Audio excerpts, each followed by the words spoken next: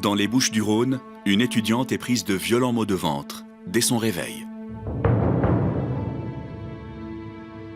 Après 4 minutes de calvaire, l'adolescente succombe à ses spasmes.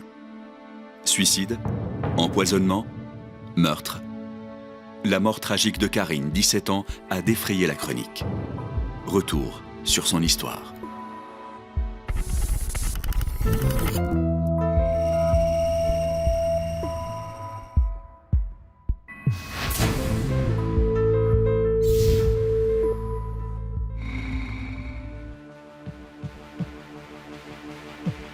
C'est ici, à Marseille, que tout a débuté un mois plus tôt. Karine, 17 ans, est passionnée de cinéma. Elle passe ses journées à filmer la lumière, la nature. La jeune femme ne vit même que pour ça. Elle filme, monte, puis diffuse ses vidéos sur Internet. En revanche, pour ce qui est de participer à la vie de famille, Karine est loin d'être aussi enthousiaste. Elle vit avec Serge, son père, Bon bah on va commencer sans elle, tant pis. sa belle-mère Mathilde, et Léa, sa demi-sœur, du même âge qu'elle. À ton expo, ma chérie. J'aurais jamais cru exposer un jour. Et puis encore moins à Paris. Tes peintures sont superbes, maman. Moi, ça m'étonne pas du tout. Je suis deg de pas pouvoir venir avec toi, j'aurais été trop fière de toi. Tu prendras des photos, hein? Et oui, promis, plein.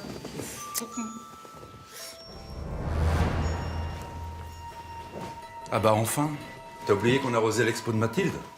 Non, il y avait une super lumière, alors je me suis arrêtée pour filmer. Bon allez, viens trinquer avec nous. Je vais d'abord ranger mon matos. On t'attend, hein. Karine a toujours été une enfant difficile. Serge en a eu la garde quand sa mère a été mutée à l'étranger. À l'époque, j'étais pas contre. Ma fille Léa avait le même âge, elles allaient dans le même lycée. J'espérais qu'elles deviendraient amies. Et j'aurais jamais cru que la cohabitation allait être si difficile. Et cloîtrée dans sa chambre, Karine fait une fois encore passer ses films avant sa vie de famille. Ce qui a le don d'agacer son père. Karine, tu viens, on t'attend. Oui, j'arrive. Je mets mes vidéos en ligne. Bah, tu le feras plus tard, enfin, t'es pas une demi-heure près. C'est le pot de Mathilde, fais un effort. Tu passes tes journées sur ton ordi, ça va là, non? Oui, ça va, c'est bon, je viens. Oh. Ça prend 3 peintures, là. Ça devenait très difficile avec Karine. Elle s'enfermait des heures dans sa chambre pour monter ses courts-métrages et parler avec les internautes qui les regardaient. Communiquer avec elle relevait de l'exploit. Elle n'était jamais motivée pour partager quoi que ce soit avec nous. Même quand on essayait de la questionner sur ses films, elle restait distante.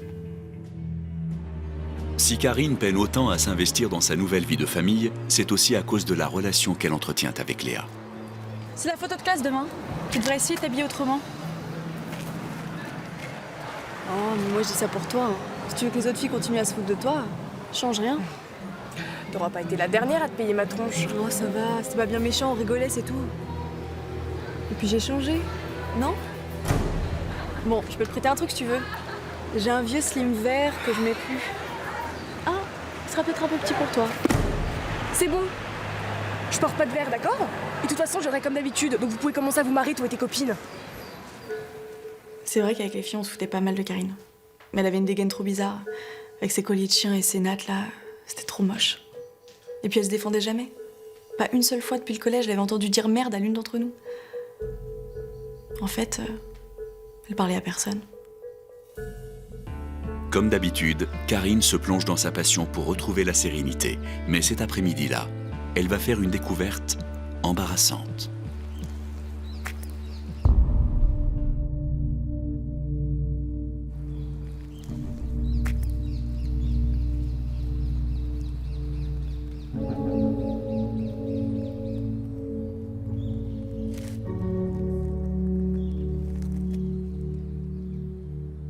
J'étais persuadé qu'elle m'avait pas vu. Et même si je me trompais, de toute façon, je savais très bien qu'elle refuserait d'en discuter. Il n'y avait donc rien de mieux à faire que de ne pas en parler.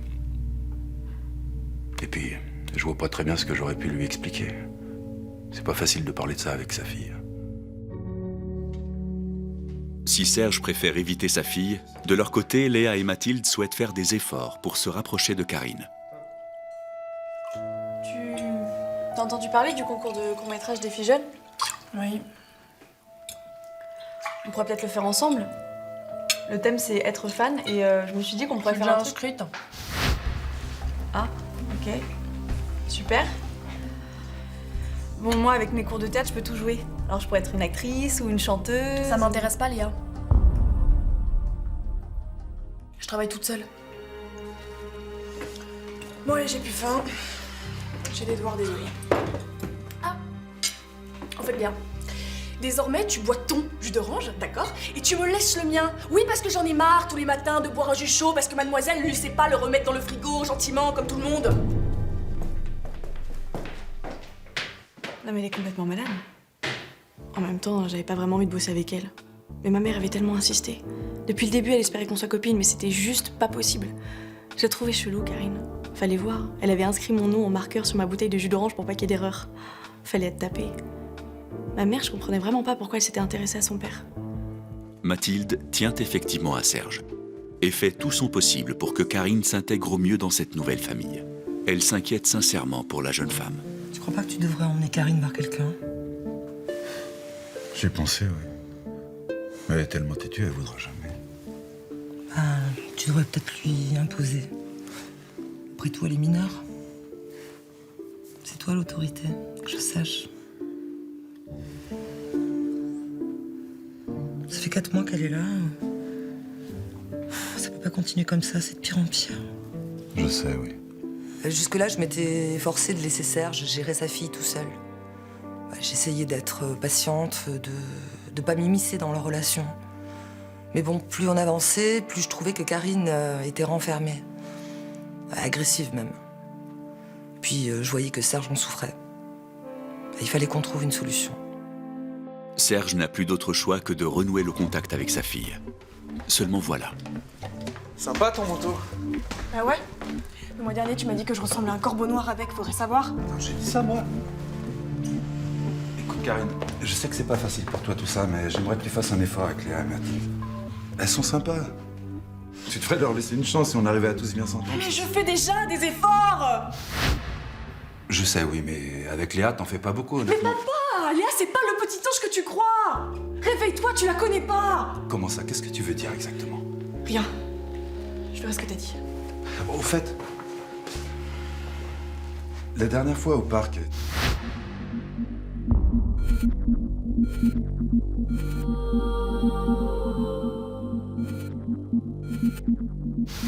Quel parc? J'y vais. À toute, papa. c'est quoi la bonne attitude d'un père face à son adolescente? Je savais pas comment l'aborder. Je me sentais gauche et minable de ce qui s'était passé devant le parc. Mais sa réaction me rassurait. Peut-être bien qu'elle m'avait pas vu. Inutile de tendre le bâton pour se faire battre. Ça réglait pas pour autant mon problème avec elle. Ce jour-là, mon approche était un vrai échec. Et Serge n'est pas le seul à se sentir rejeté par Karine. Hé, Karine! Karine! J'ai réfléchi et il faut que je sois dans ton cours. Je ferai ce que tu veux, mais c'est toi qui dois me filmer. Je t'ai déjà dit que je travaillais toute seule. Non, je sais, mais je veux vraiment gagner ce concours et il faut que tu m'aides. Bah, dommage, parce que c'est moi qui vais remporter ce concours et sans toi. Karine, on dirait que tu me connais pas. Je veux que tu m'aides et je suis prête à te pourrir la vie pour que tu dises oui. On avait fait des tests avec les filles pour le concours et c'était nul. C'était mal filmé, horrible. Depuis gamine, je rêvais d'être actrice. Ce concours, je pensais que ça pourrait être la première marche vers la gloire. La présidente du jury était l'une de mes actrices préférées. Fallait que je me fasse remarquer et Karine pouvait m'y aider. Fallait que je trouve un moyen de la convaincre. Mais Karine n'est pas prête d'accepter de travailler avec sa demi-sœur. Encore moins ce jour-là. C'est toi qui t'es chatté à ma place avec des gros cons? Hein? Mais de quoi tu parles? Je te fous pas de ma gueule, Léa. Je sais que c'est toi. Tu leur as filé mon mail et t'as signé à ma place. Mais c'est pas vrai, je vous jure. Ma boîte mail est remplie de messages de gros pervers. Putain, j'ai envie d'exploser. Karine. Mais papa, il se fait passer pour moi, cette... Bon, va dans ta chambre.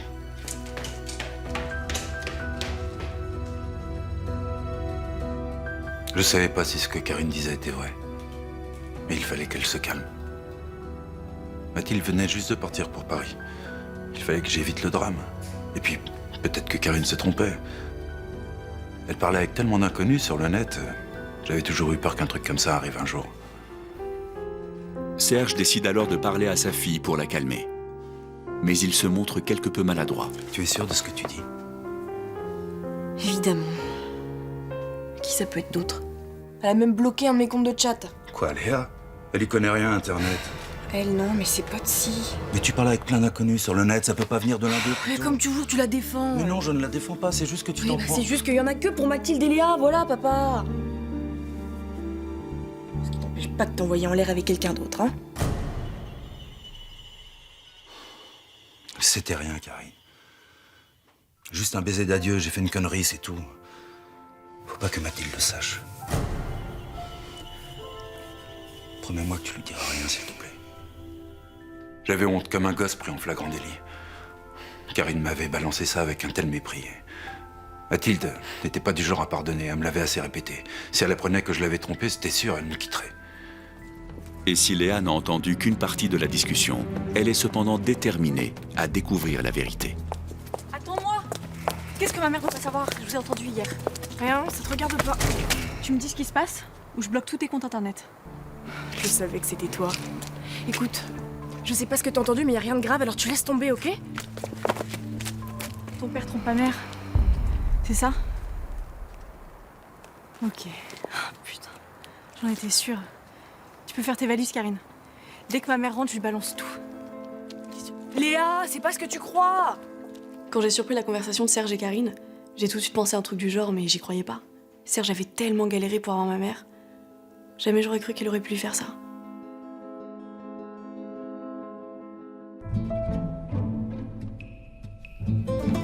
Au fait, Mathilde arrive à 18h35. Vous voulez venir la chercher avec moi à l'aéroport? Ouais, j'aimerais bien, ouais. Avec Karine, hier, on a pas mal discuté. Et On a décidé qu'on participerait ensemble au concours de court-métrage. Mais c'est génial ça, les filles. Mathilde va être ravie. Tu viens? Je vais te montrer un truc avant de partir. Viens, Léa. C'était une nouvelle incroyable. Je n'y croyais plus d'ailleurs. J'avais tellement attendu ce moment que le malaise entre les filles m'avait complètement échappé. Tout ce que je me disais, c'est qu'il ne fallait pas briser l'enthousiasme de Karine. C'est tout. Désemparée face à la colère de Léa, Karine tente le tout pour le tout. Bon, écoute, Léa. Mon père regrette ce qu'il a fait. Il a fait une erreur, il ne recommencera pas, d'accord? Donc on va pas tout gâcher. Et donc, si je me la ferme, tu me fais tourner dans ton cours, c'est ça? Oui. On pourra même écrire le scénar ensemble si tu veux. Mais ma pauvre Karine, tu crois vraiment que je vais accepter ça? Je vais me débrouiller sans toi pour le concours. Y a rien qui m'empêchera de dire la vérité à ma mère. Léa, si tu fais ça, tu me le paieras. Léa, si tu fais ça, je mets une vidéo de toi à poil sur le net. Mais laisse tomber, t'es nulle en menace. T'as jamais eu le courage de quoi que ce soit. Et puis, t'as pas de vidéo. J'étais persuadée qu'elle bluffait.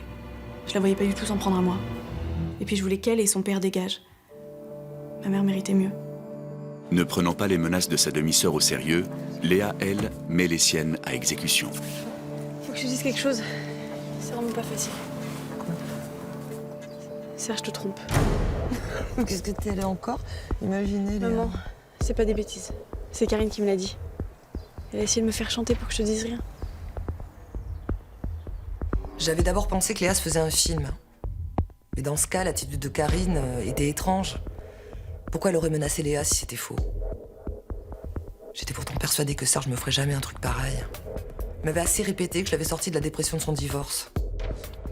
Déterminée à connaître la vérité, Mathilde décide de se confronter à Serge.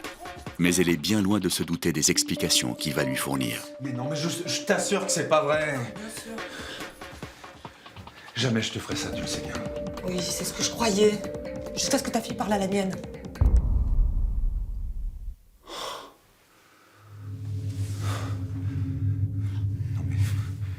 C'est un mensonge, je te le jure. C'est Karine. Elle a dû inventer ça pour nous séparer, j'en sais rien, moi. Tu vois bien, depuis le début, elle est contre notre histoire.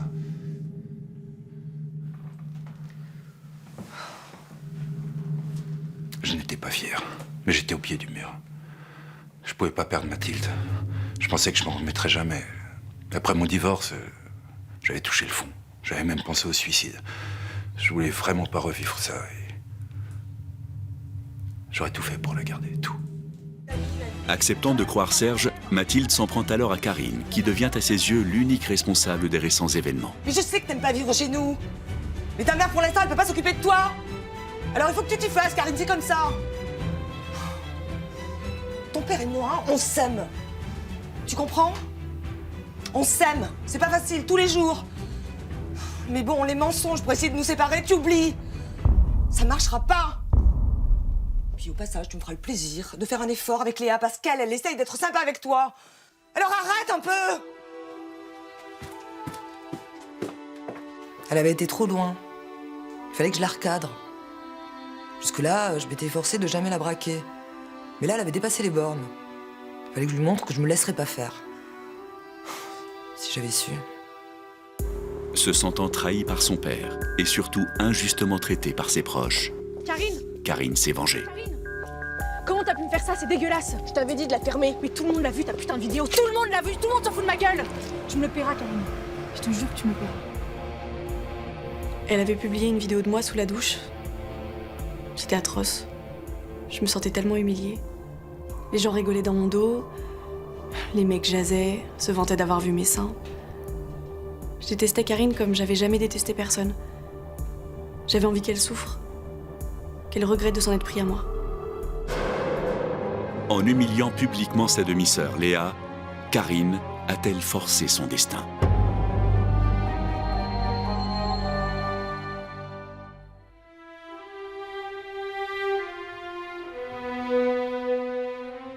Les jours passent, mais Léa a bien du mal à se remettre de son traumatisme. C'est une ordure, cette fille. Elle est méchante, manipulatrice. C'est la pire personne que j'ai jamais rencontrée. Oh, elle a foutu ma vie en l'air. Ça va aller, Léa. T'inquiète pas. Mais je veux plus jamais retourner au lycée, maman. Plus jamais. Je veux que Karine sorte de ma vie. C'était affreux de la voir comme ça. Je savais pas quoi faire. Léa était une adolescente fragile. J'avais peur qu'elle fasse une bêtise. Et ça, comment le pardonner à Karine? Impossible. Mon enfance était précieux. Elle était toute ma vie. Karine, de son côté, n'est pas au bout de ses peines. Ça va? Karine, comment t'as pu faire ça? Et toi? Pourquoi t'as pas dit la vérité à Mathilde? Pourquoi tu m'as pas défendu? Je voulais sauver mon couple, je savais pas quoi dire.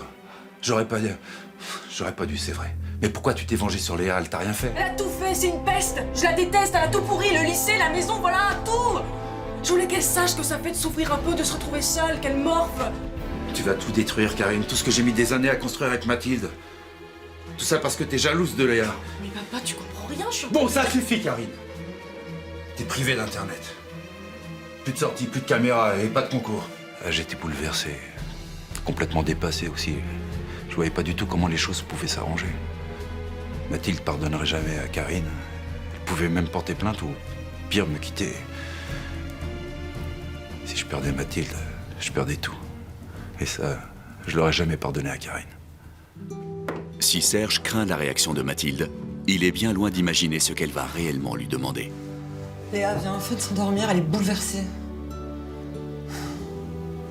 Écoute, Serge, ce qu'a fait Karine, c'est inadmissible. Alors c'est ta fille, je porterai pas plainte. Mais elle peut plus vivre ici. Léa le supportera pas. Tu choisis. C'est elle ou nous. Je devais penser à Léa. Je savais qu'elle s'en remettrait pas facilement. Je pouvais pas continuer à lui imposer de vivre sous le même toit que Karine. Et puis, de toute façon, même moi, je voulais plus d'elle. Elle nous avait fait trop de mal. À tous. Mais si Serge venait à choisir sa fille, Mathilde le supporterait-elle? Comment pourrait-elle réagir?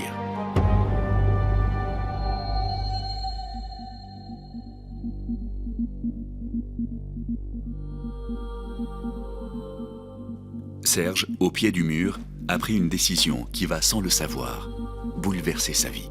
Voilà, j'ai réfléchi. Je crois que pour le bien de tous, il est préférable que tu ailles en pension.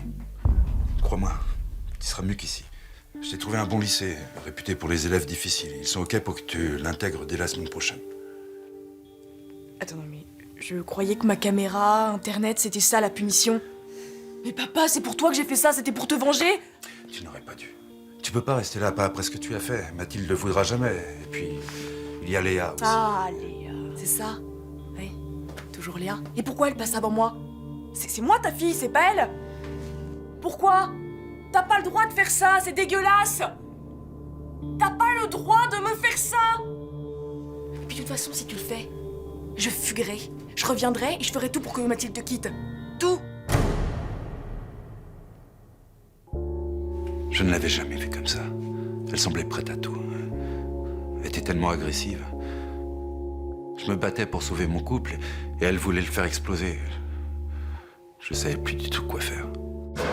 Serge, en tant que père, ne s'en prendrait jamais à sa fille. Mais pourrait-il malgré tout avoir une part de responsabilité dans sa mort?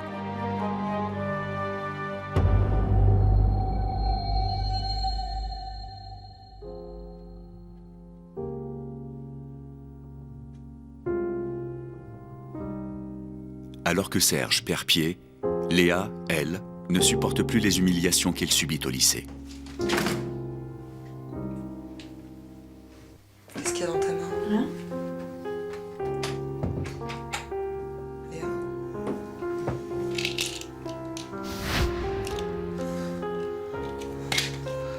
Pas ça, ma Léa. Pas ça.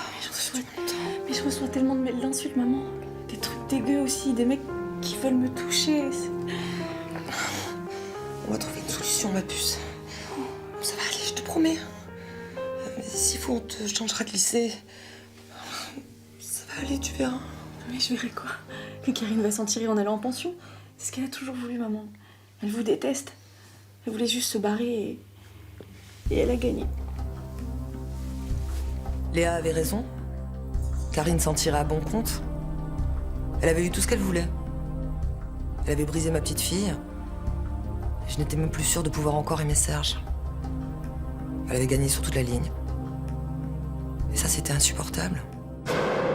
Après s'être mise à dos tous ses proches, Karine va mourir dans moins de 12 heures. S'agit-il d'un suicide ou d'un assassinat?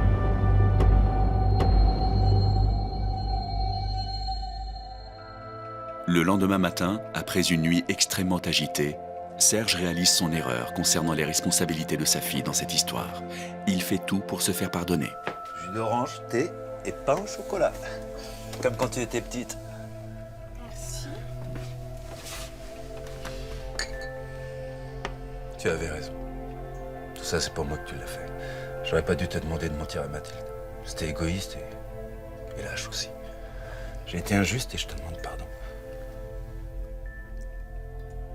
Je sais pas comment on va se sortir de tout ça, mais je voulais que tu saches que je t'aime. Tu es ma petite fille. Moi aussi, je t'aime, papa. La bouteille de jus d'orange de Karine était vide. Alors j'ai utilisé celle de Léa.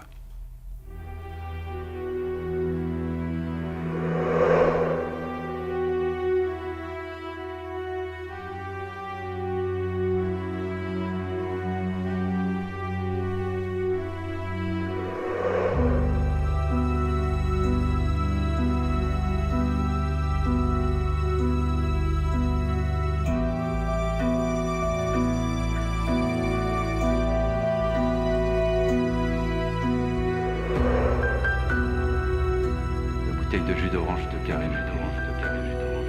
Alors j'ai utilisé celle.